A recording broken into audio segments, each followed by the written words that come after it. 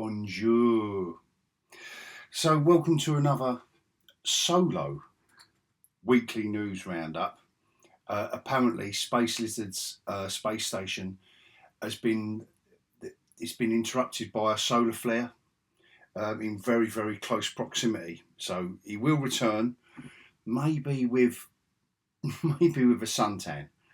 But anyway, all our thoughts and prayers are with you. All our human earthbound thoughts and prayers are with you, Space Lizard, for your healthy and triumphant return to a hogcast near you. Anyway, now that's out of the way, welcome to a solo news roundup. And this is going to go from the sublime to the ridiculous to the serious, actually. And I'm going to start off with just a quick piece of news from DC Comics. So I don't know if anyone was aware that about a year and a half ago, DC Comics came out, and things are going mad at both Marvel and DC with the comics. Not in totality, but they have got sections of their comic book publishing that are solely for the 0.2% of the population. Not even of comic fans, I mean of the global population. So out of that 0.2% that they think they should be appealing to, they've done some silly things, both sides. One of the silly things was making John Kent, which is Clark Kent's son, the son of Superman, overtly gay. You could have made him gay, and you could have done some great storylines about growing up, not only with the weight of a superhuman ability, but you could have done some really interesting stuff. But instead, they made him kiss a reporter from the Daily Planet, which happened to be a boy, and oh God, yeah. And all it was silly stuff. It was silly stuff. And I don't want to go into that because that's all been done. That was done 18 months ago, to be fair. This piece of news is the fact that comic book has been cancelled at issue 18. That's the last issue of that run with all that silliness, because the sales have been dropping. Go and check it out. Google whatever you want. The sales have been dropping, and DC have cancelled it. That run of that comic where he's doing that. Instead he's protesting with his boyfriend. And why anyone wants to pick up a comic to read that about Superman's son, I don't know. I know there are people that may argue that sounds quite interesting, that despite all his superhuman abilities, he could be lending his platform to that. Yeah, even as I'm trying to describe it and trying to balance out the argument, I'm thinking,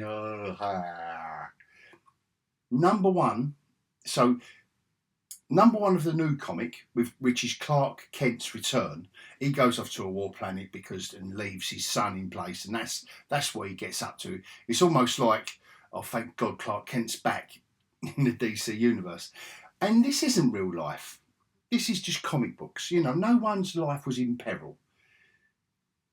But what this little slither of news illustrates is that all people want to read is they don't want any experimentation. Maybe in a little Elseworlds mini-series. Or maybe, like I say, if it was handled in a delicate way, but in an adult way. Yeah, you could have made Superman's son gay. There'd have been no problem with that. But it doesn't mean that you want to watch stories about a young man who's just being gay every month. Anyway, I'm not going to go down. I seem to be disappearing down the rabbit hole here. The fact is that the first issue of the new Superman comic of Clark Kent's return has smashed into the top 10 comic book pre-orders at number 5. That's his first issue of the Clark Kent's first return of just coming back to Superman. He's been gone. His son's been left in charge, like taking over the mantle. But on his return, he's hit at number 5. And I think that's quite telling. Whether that is telling about society as a larger agenda and a larger issue, I don't know. All I know is that sometimes if you put the agenda before your storytelling, it becomes preachy, very preachy, and that goes for politics or sexual politics or any message you want to send out. You've got to be just be a talented, clever writer and get it all in there, and people won't know what they're reading or seeing, watching. But I found that really interesting. It smashed back at number 5, and I know it's going to kind of slide down the scale, but obviously it's generated enough interest for people, comic book fans. Like I say, this isn't the real world. It's just fandom. I found it really interesting. The next one is 2 trailers that I've caught this week. Both Red Band trailers, and the first is called The Machine, with Mark Hamill in it. And I've got to admit, I've laughed, both these trailers, I've laughed my way through both of them. So I don't know if I've been soppy this week or what, but The Machine is basically a guy pretending to be a mafia boss. This is what he looks like from the trailer. Not a mafia boss, he's an American guy who has created a lie that he was once associated with the Russian mafia. And this is Mark Hamill's son. And it comes back to haunt him 7 years later. So you get the Russian mafia turn up thinking that it was real. So he's implicated himself with his falsehoods on social media. Mark Hamill's son, and Mark Hamill's right in the thick of it. He's the dad of the guy concerned. And it looks like, just check it out. It's called The Machine. I think it comes out in May. The other one is Jennifer Lawrence in a film called No Hard Feelings. And I'm just going to say, it's a story about an advert on Craigslist that Jennifer Lawrence answers to basically accelerate the maturity of this Craigslist couple's son, who's 19. And they need they need Jennifer Lawrence to date him. And there's a bit in the trailer where Matthew Broderick is the dad of the 19-year-old boy who's a right lame one. There's a scene in it where Jennifer Lawrence asks the question, so do you want me to date him or date him? Matthew Broderick turns around and says, I want you to date him, and I want you to date him hard. Anyway, I just... and she turns around and says, I'll date his brains out. And this is a Red Band trailer, but I just love that dance around vocabulary. I love that dance around it. And the fact that someone like Jennifer Lawrence wants to do a role like this, I found highly hilarious. Because basically, it looks like all she's going to do throughout this whole entire film is try and seduce this 19-year-old. I mean, there's a bit in the trailer, I forget exactly what she says, but right at the beginning of it, he's obviously working in a animal shelter or something. He's got this little dog in his lap, and he's like this, and he's in the corner, he's all hunched up, and Jennifer Lawrence walks in, and she goes, I would like to stroke your wiener or something, and he goes, what? And you hear the dog go, Anyway, maybe it's just appealing to my baser instincts. See what I did there? Anyway, so that's it. Two decent trailers that did make me laugh. Who knows if they're going to be decent films? The Machine and No Hard Feelings. And they were both Red Bands, actually. Now we get from those kind of couple of light-hearted news items to something a bit more serious, which is John Bernthal it's confirmed that he's back as the Punisher for Dismal Minus as part of the Born Again, not in his own series, on Stars doing an 18 rated, R-rated, whatever you want to call it, version of Punisher. No, he's going to be part of the Born Again.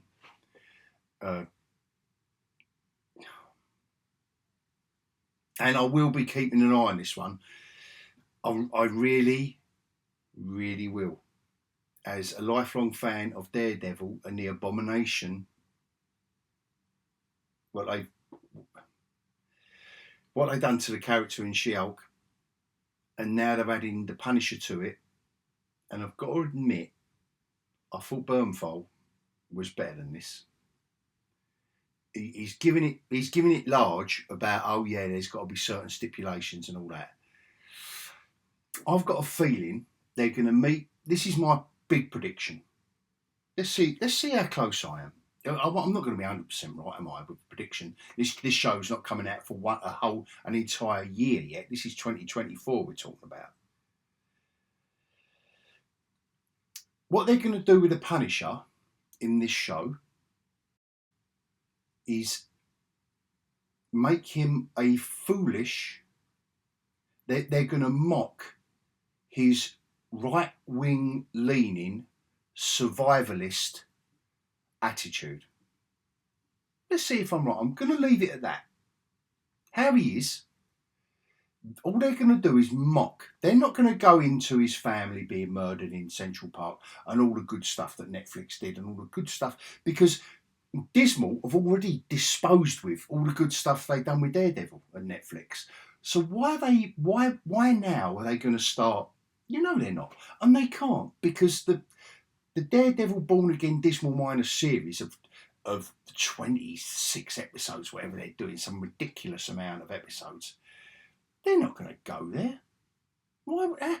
How? How can they go there? Even if they were, and they're not, none of them. But even if they were, some of the most talented writers available for TV production at the moment, how can you, on a PG-13 level, evoke the Punisher as a character, how he should be? That's like doing an animated series of Alien. What is that alien going to do? Imagine doing an animated series of that first Alien film.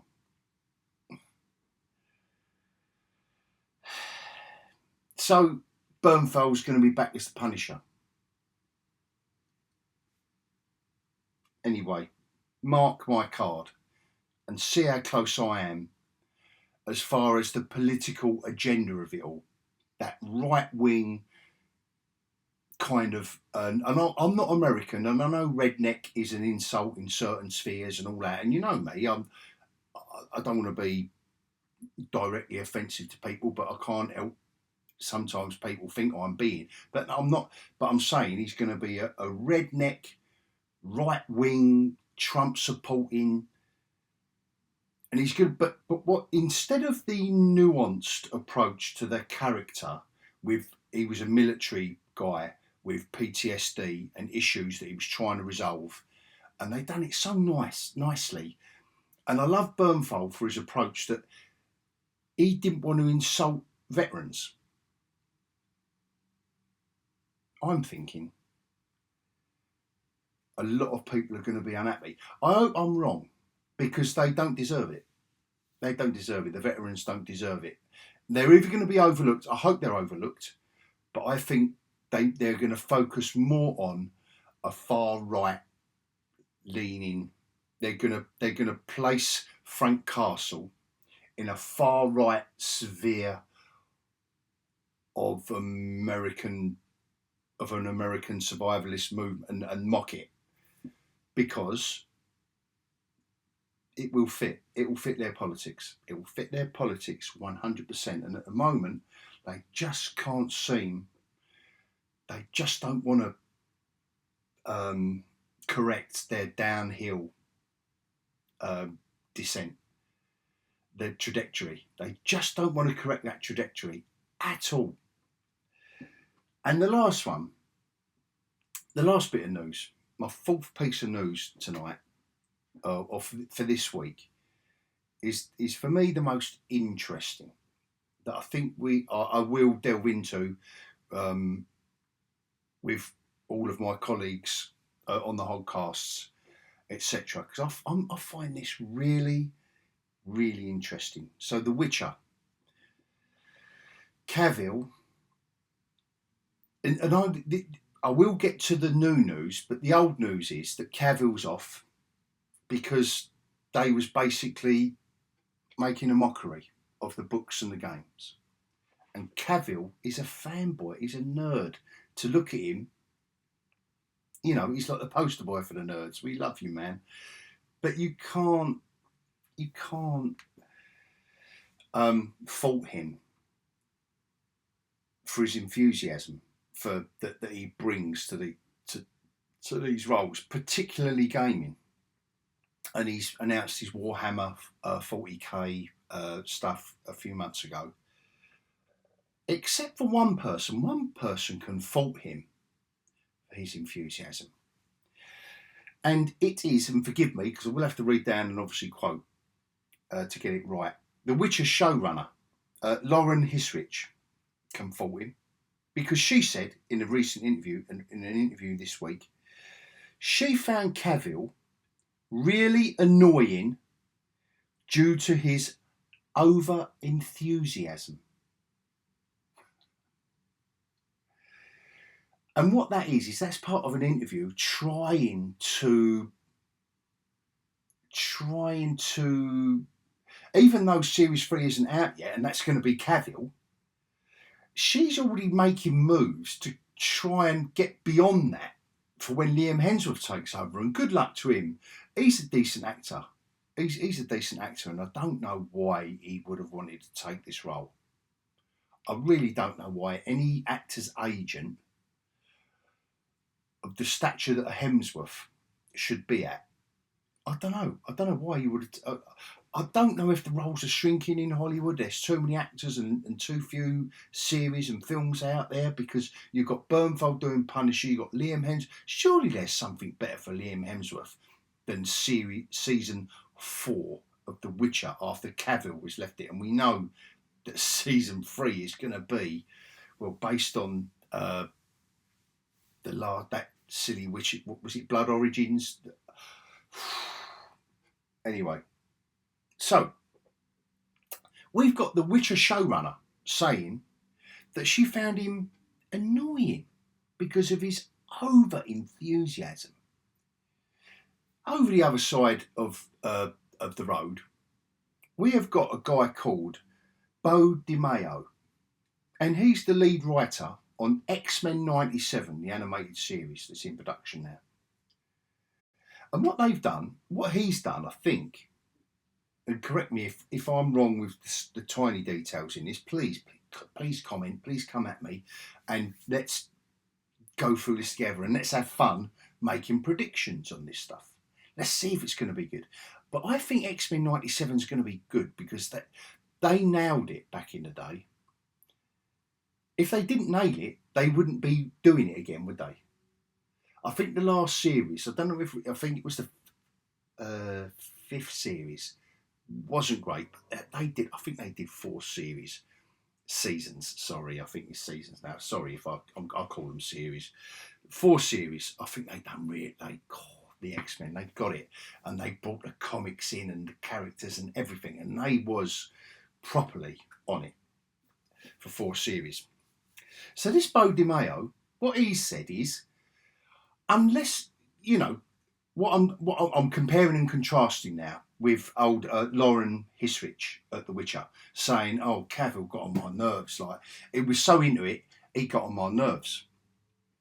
And then you got Beau DeMayo insisting that anyone who gets involved in this series needs to be a fan. Yes. No. Yes. If you're not a fan and you don't get it, we can interview you. If you don't get it, you're out. I love it. And again, we're not talking about colour of skin, sexuality.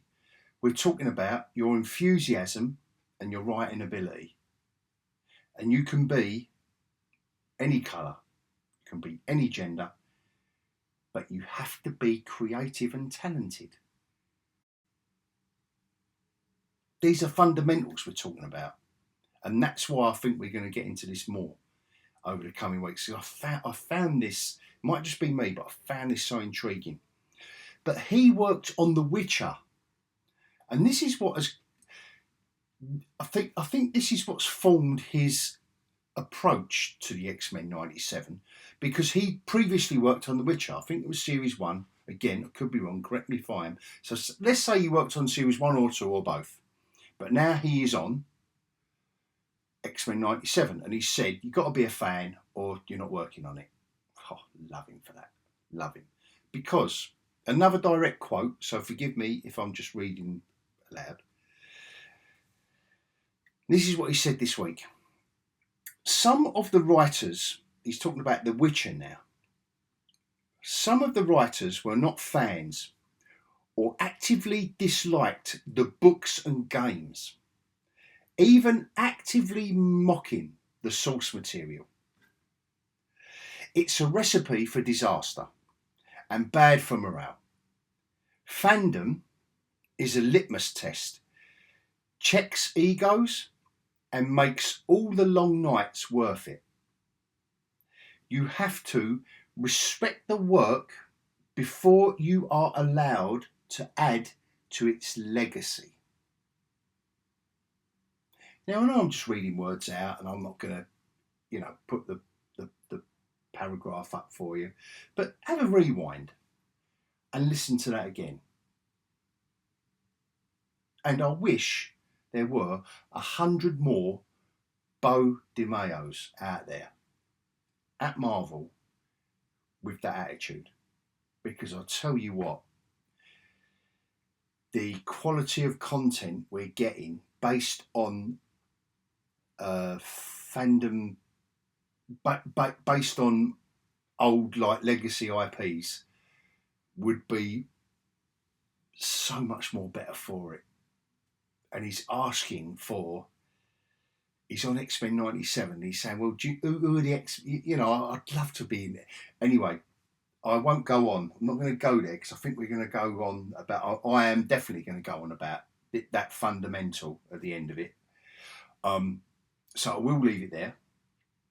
That's the 4 news items of the week that I found funny, interesting, intriguing. Thank you for, if you're still here, thank you for that. Please like and subscribe, add a little comment, because YouTube, for us little creators at the bottom, us little minnows, they aren't working with us. So anything you can do, even a thumbs up in the comments section, even likes, it doesn't have to be as massive as a subscribe. It really helps all us little minnows at the bottom. And on that note, I will bid everyone adios.